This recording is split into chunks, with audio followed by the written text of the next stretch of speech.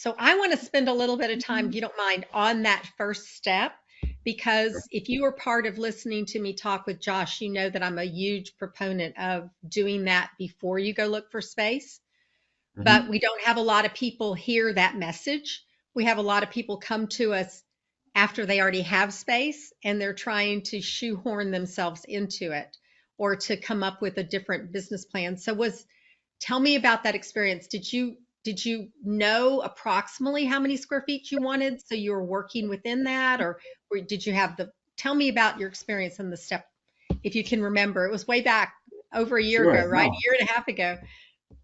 Yeah, no, we knew the vision we wanted generally. I knew, how many doctors I wanted, the approximate size of the team. I knew the services we wanted to provide.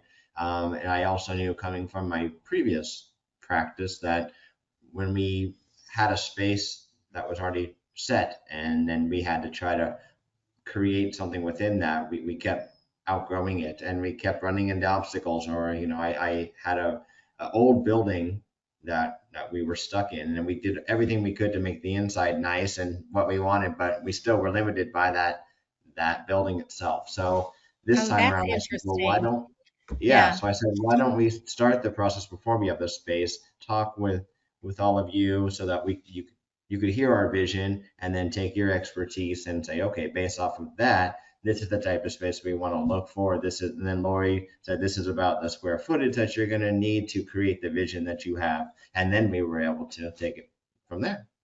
So having done that, tell me the pros and cons of you had that vision. You had that. Did that help you? Did it limit what you could find? Tell me what that was like. You had we call that the real estate package that you had, Yeah. which is your how many square feet you need, your vision. I know your wife Brianna was very much part of the vision also, right? Oh, absolutely. Yep. Yeah. Yeah. So did it help you find space?